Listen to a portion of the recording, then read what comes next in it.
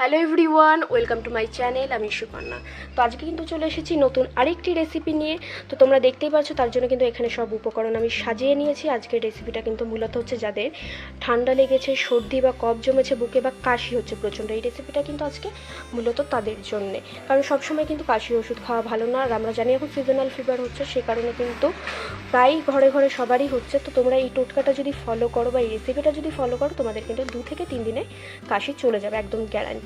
তো চলো তোমাদের সাথে এখন উপকরণগুলো শেয়ার করে নেব। প্রথমে এখানে দেখতে পাচ্ছ রয়েছে গোলমরিচ, তারপরে রয়েছে লবঙ্গ, তারপরে রয়েছে তেজপাতা, এখানে হচ্ছে রামতুলসী পাতা ধুয়ে নেওয়া হয়েছে, এখানে রয়েছে বাসক পাতা ধুয়ে একটুখানি ছোট ছোট করে টুকরো করে নেওয়া হয়েছে, এখানে রয়েছে কাবাব চিনি, এখানে রয়েছে আদা থেতো করে নেওয়া, এখানে রয়েছে যষ্টি মধু, আর এটা রয়েছে বচ, আর এখানে রয়েছে তালমিছরি। তালমিছরিটা কিন্তু দুলালের তালমিছরি।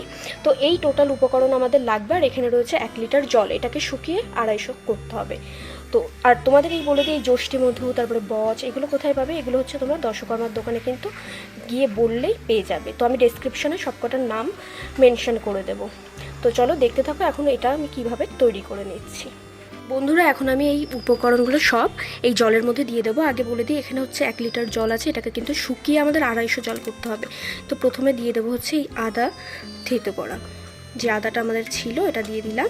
তারপরে দিয়ে দেবো এই যষ্টি মধু, এটা হচ্ছে বচ, এখানে এটা আমি একটুখানি নামিয়ে নিই।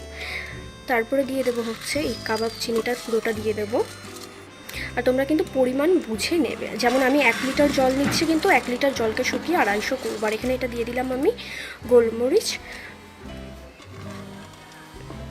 আচ্ছা, এরপরে দিয়ে দেবো হচ্ছে এই যে বাসক পাতা, এবার দেবো হচ্ছে রামতুলসী পাতা, দিয়ে দেবো তেজপাতা। তো সব কিছুই দেওয়া হয়ে গেছে তোমরা দেখলেই। এরপরে দিয়ে দেবো হচ্ছে তালমিছরি। তালমিছরি মোটামুটি ধরো 4-5টা মতো দেবো, বেশি দেবো না, 4-5টা মতো এরকম দিয়ে নেবো। যে এরকম দুলালের তালমিছরি এরকম 4-5টা দিয়ে নিলে কিন্তু হবে। তো চলো, হয়ে গেছে সবটাই দেওয়া। দেখো সব কিছু আমি দিয়ে দিয়েছি, এটা এখন হচ্ছে গ্যাসে বসিয়ে দেবো।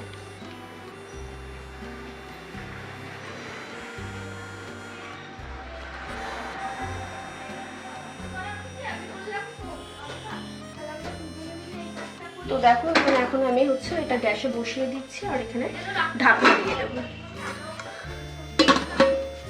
এখন গ্যাসও জ্বালিয়ে দেবো। তো এটা মোটামুটি এখন হচ্ছে 1 ঘন্টা মতো এরকম মানে ছিম আছে, কিন্তু একদম ফুটবে। তারপরে 1 ঘন্টা হয়ে যাক, তারপরে তোমাদের সাথে দেখাচ্ছি যে জিনিসটা কেমন হবে। তো আমাদের কিন্তু এটা একদম তৈরি হয়ে গেছে, তো তোমাদের দেখিয়ে দেবো, দেখো কেমন হয়েছে ব্যাপারটা।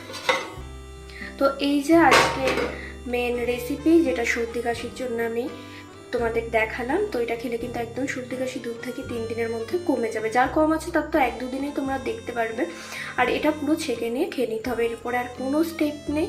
জাস্ট পাতা টাতা রয়েছে, এগুলোকে একটু ছাঁকনি দিয়ে ছেঁকে নিতে হবে, চায়ের মতো করে খেয়ে নেবে। আর এতে কোনো চিনি অ্যাড করবে না কেউ। তো ভিডিওটি ছেড়ে যাওয়ার আগে লাইক, কমেন্ট এবং শেয়ার করে দিও। আর যারা এই ভিডিওটি ইউটিউবে দেখছো, আমার ইউটিউব চ্যানেলটিকে প্লিজ সাবস্ক্রাইব করে দিও, এবং যারা ফেসবুকে দেখছো ফেসবুক পেজটিকে ফলো করে দিও। তো চলো, দেখা হচ্ছে আবার নেক্সট একটি ব্লগে। তো তোমরা সবাই সুস্থ থেকো, ভালো থেকো, বাই বাই।